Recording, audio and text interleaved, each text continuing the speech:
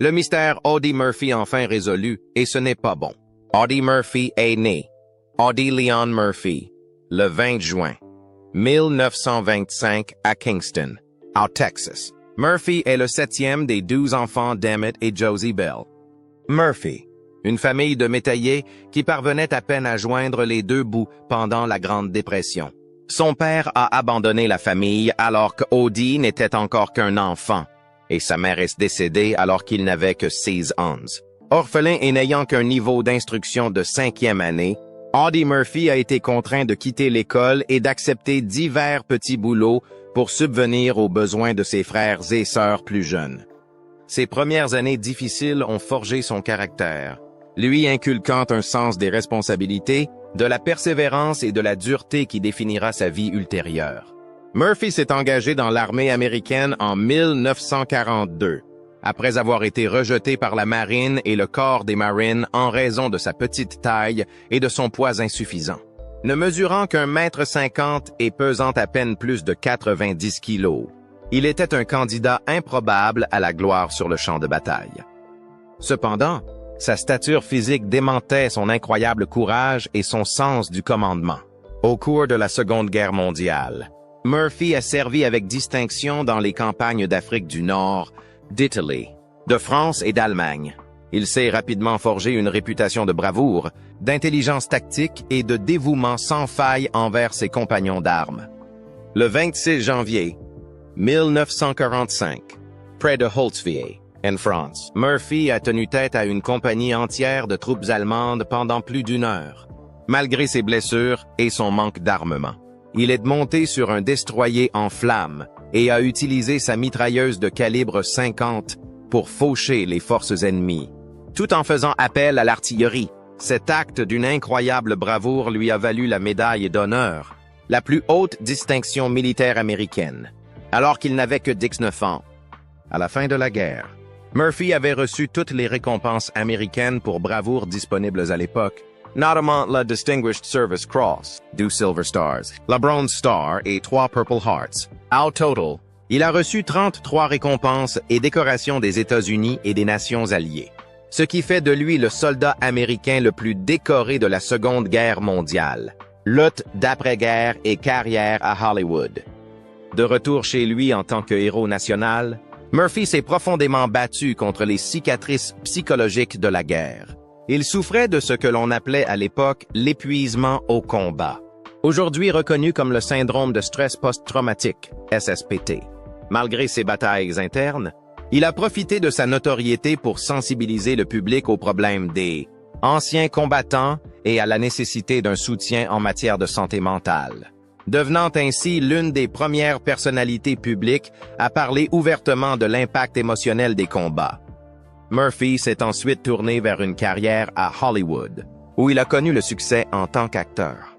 Il a joué dans plus de 40 films, notamment To Hell and Back, 1955, un film de guerre biographique basé sur ses propres mémoires du même nom.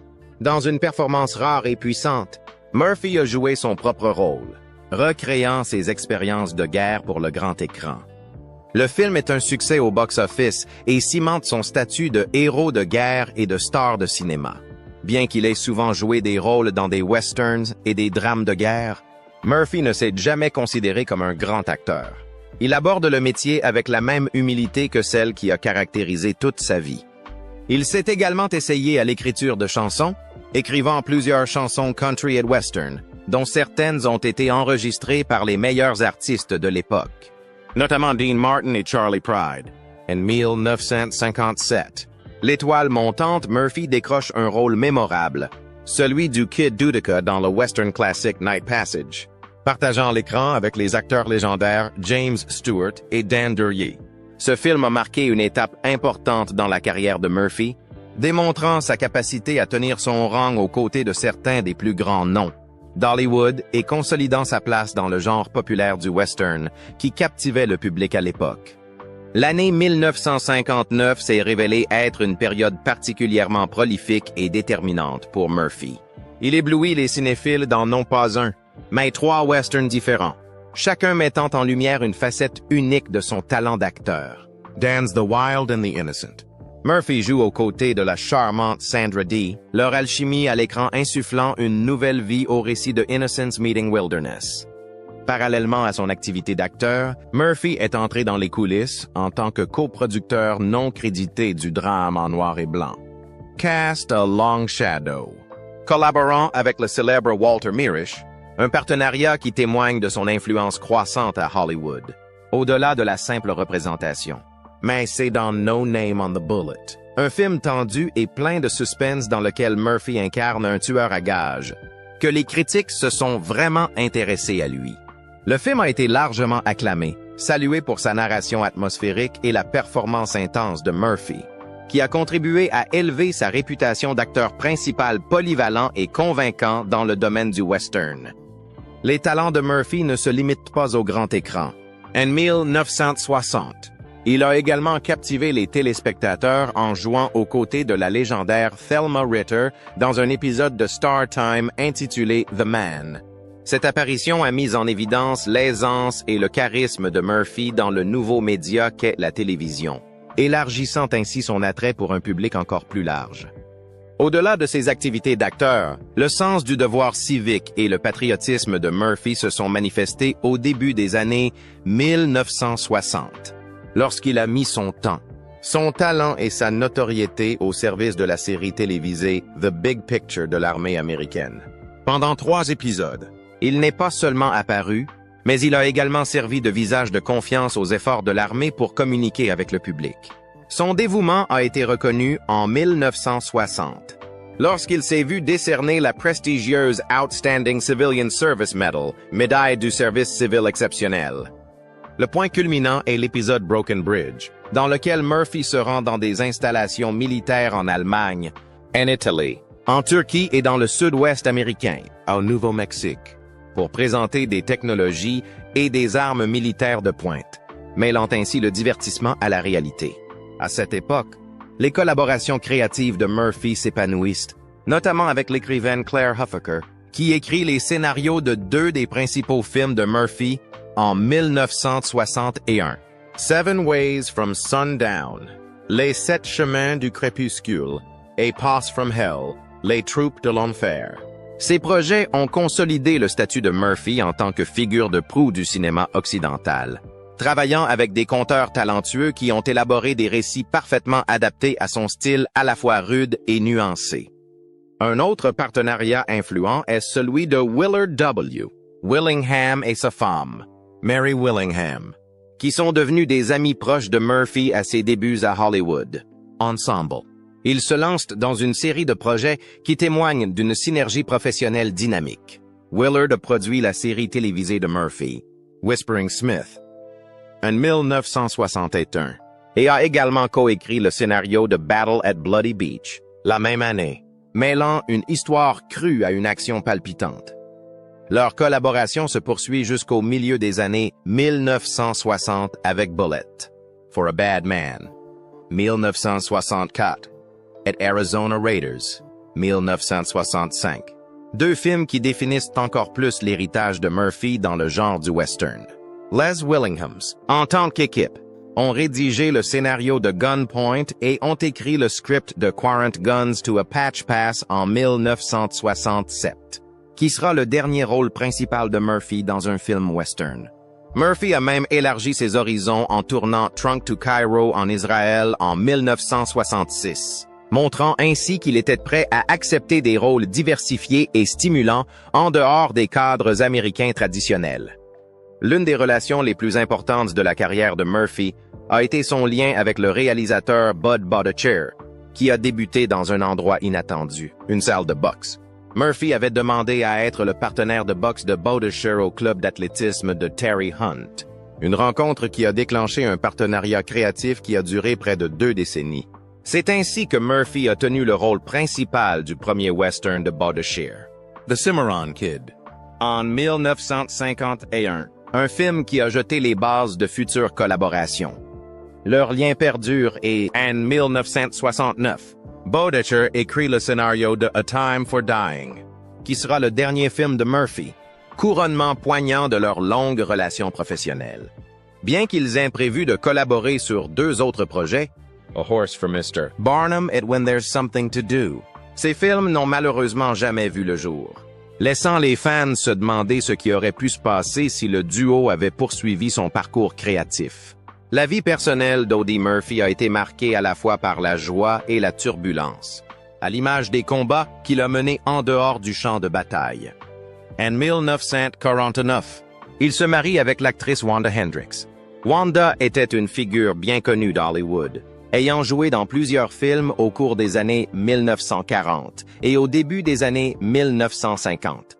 Leur mariage a fait l'objet d'une attention considérable de la part des médias, en partie en raison de la notoriété croissante de Murphy, l'un des soldats américains les plus décorés de la Seconde Guerre mondiale, et en partie parce que la carrière hollywoodienne de Wanda était en pleine ascension.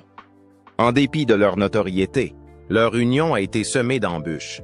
Les pressions de la vie hollywoodienne, les luttes constantes de Murphy contre le syndrome de stress post-traumatique, SSPT, suite à ses expériences de guerre, et les difficultés inhérentes à la gestion d'une relation publique, ont mis leur mariage à rude épreuve au fil du temps.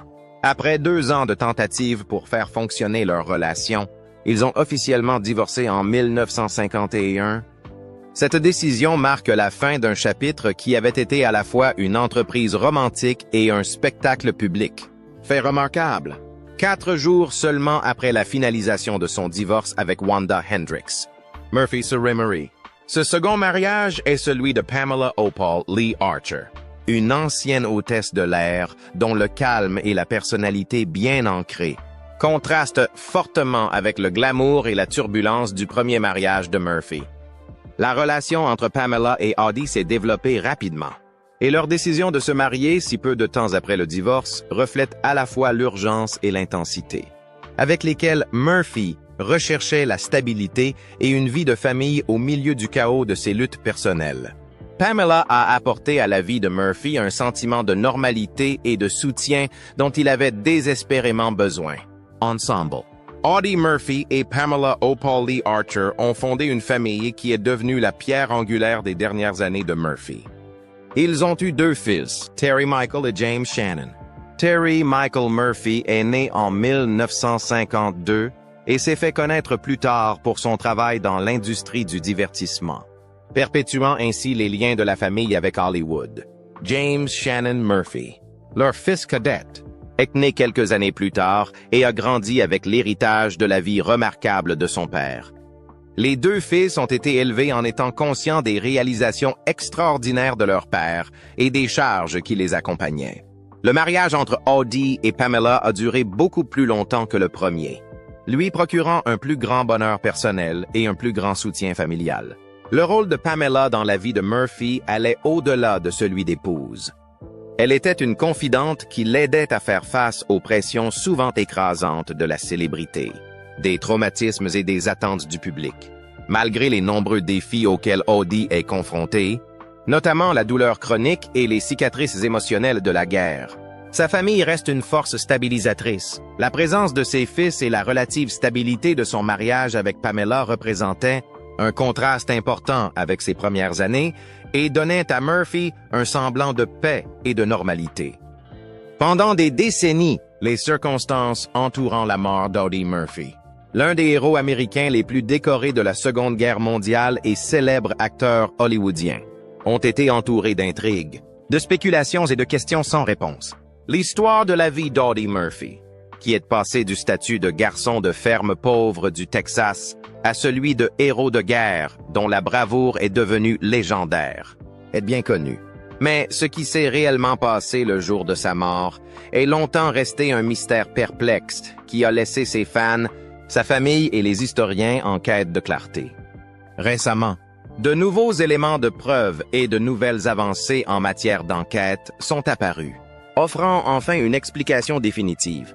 Mais la vérité est malheureusement bien plus sombre et troublante qu'on ne l'espérait. Pendant des années, l'histoire officielle de la mort d'Audie Murphy a été simple. Le 28 mai 1971, Murphy est mort dans un tragique accident d'avion à Brush Mountain, près de Catawba, en Virginie. L'avion privé dans lequel il se trouvait, un petit bimoteur Aero Commander, s'est écrasé par mauvais temps alors qu'il volait à basse altitude au-dessus d'un terrain montagneux. Les rapports officiels ont attribué l'accident à une erreur de pilotage et à une mauvaise visibilité. Un accident malheureux qui a mis fin à la vie d'un héros national à l'âge de 45 ans. Cependant, des rumeurs et des soupçons sont rapidement apparus, alimentés par la vie personnelle compliquée de Murphy. Ses luttes contre le syndrome de stress post-traumatique, SSPT, dû à la guerre, et des chuchotements sur des personnages de l'ombre qui auraient voulu le faire taire. Au fil des ans, les théories du complot se sont multipliées. Certains ont affirmé que l'accident avait été orchestré par les services de renseignement, car Murphy aurait eu connaissance d'informations sensibles pendant sa carrière à Hollywood et aurait eu des contacts avec des représentants du gouvernement. D'autres ont suggéré qu'il s'agissait d'une vengeance d'ennemis liée aux affaires privées de Murphy ou qu'il avait été pris pour cible par le crime organisé. Ces théories ont pris de l'ampleur parce que plusieurs détails clés de l'accident n'ont jamais été entièrement expliqués, notamment la raison pour laquelle l'avion a volé si bas sur un terrain dangereux, les incohérences dans les témoignages des pilotes et l'absence mystérieuse de certaines pièces cruciales de l'épave sur le site de l'accident. Pendant des décennies, ces doutes persistants sont restés sans réponse. Les membres de la famille ont farouchement contesté toute suggestion d'acte criminel, s'accrochant à la thèse d'un accident malheureux. Mais l'absence de preuves concrètes a laissé la vérité hors de portée. Le mystère a jeté une ombre sur l'héritage de Murphy, laissant de nombreuses personnes se demander si la vie du héros de guerre ne s'est pas terminée non seulement par une tragédie, mais par quelque chose de bien plus sinistre. Récemment, une équipe d'enquêteurs indépendants, motivée par les progrès de la technologie médico-légale et l'accès à des documents gouvernementaux déclassifiés, a entrepris une nouvelle enquête approfondie sur l'accident. En analysant les fragments de l'épave, les données de vol et les rapports météorologiques, à l'aide d'outils modernes non disponibles à l'époque. Ils ont fait de nouvelles découvertes alarmantes qui laissent penser à un sabotage délibéré plutôt qu'à un accident. Les enquêteurs ont découvert des preuves de manipulation des systèmes de contrôle de l'avion, des câbles coupés ou détournés d'une manière correspondant à un sabotage. En outre, de nouveaux entretiens avec des témoins, jusqu'alors silencieux, et des fonctionnaires à la retraite ont fait surface, suggérant que Murphy était sous surveillance dans les mois qui ont précédé l'accident. Un dénonciateur, qui a choisi de se manifester après des décennies de silence, a révélé que Murphy était tombé sur des informations sensibles concernant des opérations gouvernementales secrètes, ce qui faisait de lui un boulet pour certains groupes puissants.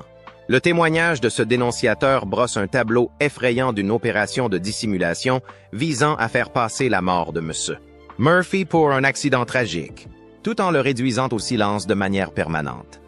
Les ramifications de ces révélations sont profondément troublantes. Audie Murphy, célébré pour son courage sur le champ de bataille, semble avoir été trahi en temps de paix par des forces désireuses de l'effacer. Le mystère, autrefois présenté comme un accident tragique, révèle aujourd'hui une sombre réalité, faite de conspiration, de trahison et de violence calculée. Cette sombre vérité ternit la mémoire des derniers instants de Murphy, remplaçant l'image d'un héros perdu par le destin par celle d'un homme pris dans un réseau d'intrigues politiques et de dangers. L'impact sur la famille de Murphy a été profond. Pendant des années, elle s'est débattue dans le chagrin et les questions sans réponse. Aujourd'hui, confrontés à la réalité d'un acte criminel, ils réclament une enquête publique complète et la justice pour l'homme qui a tout risqué pour son pays, avant d'être trahi en retour. Les historiens et les experts militaires réexaminent l'héritage de Murphy et se demandent comment. Cette nouvelle compréhension s'inscrit dans le contexte plus large de l'Amérique de la guerre froide, des liens entre Hollywood et les agences gouvernementales, et des dangers souvent cachés auxquels sont confrontées les personnalités publiques qui franchissent certaines limites. La solution finale du mystère Audie Murphy, au lieu d'apporter la paix et la sérénité, ouvre une boîte de Pandore de questions troublantes sur la confiance, le pouvoir et la trahison. Ce que l'on croyait être un triste mais simple accident se révèle aujourd'hui comme un sinistre rappel que parfois, Même les héros peuvent être victimes de l'obscurité bien au-delà du champ de bataille. On ne connaîtra peut-être jamais toute l'histoire de la mort d'Audie Murphy, mais la vérité troublante qui a finalement été